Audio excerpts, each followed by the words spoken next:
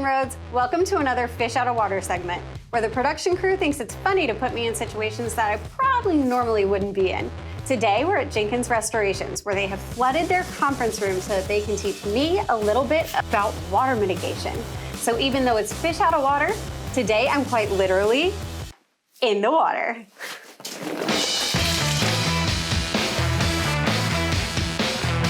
Can you tell us a little bit about what you guys do here at Jenkins Restorations? Sure, we're a full-service general contractor that specializes in the restoration industry.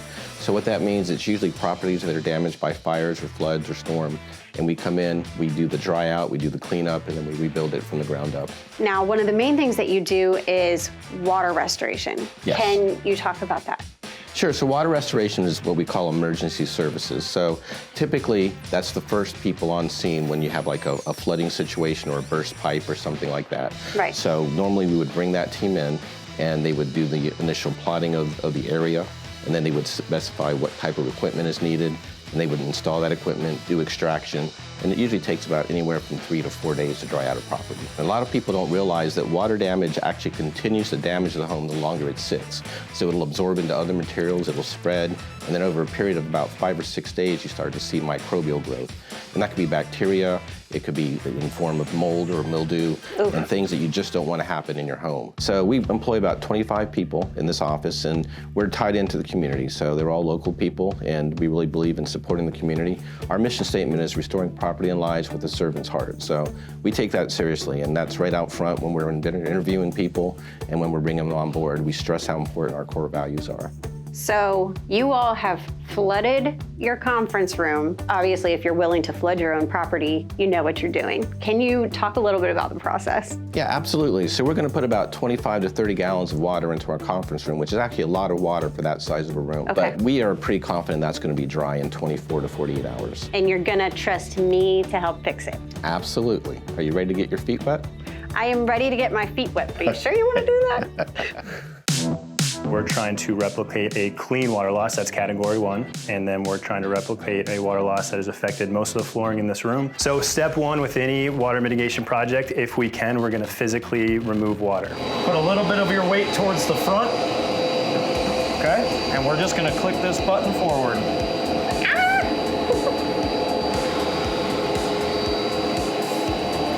I need one of these at my house.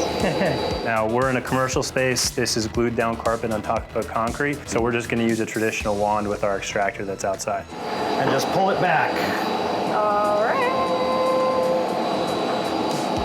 Did I do it? Great, that's perfect. Hey. Yep.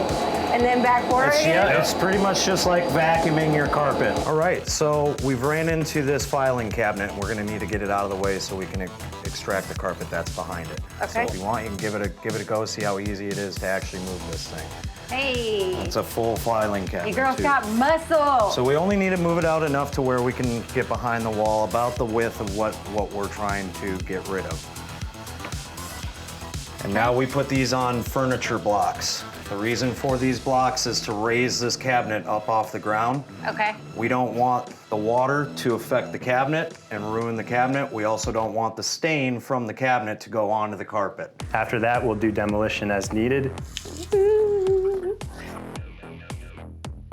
I'm gonna give you the handy dandy meter.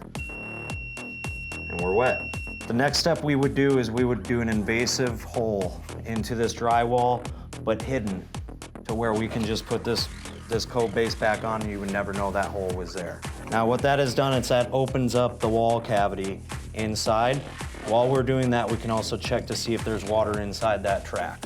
So we're gonna use the fancy meter one more time with all the attachments, like this, and push that down into that track.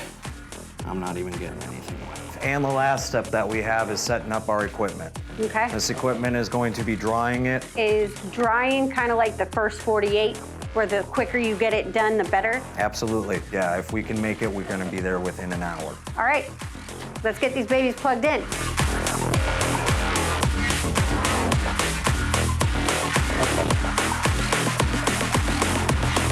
They might not be finished, but I'm done for the day.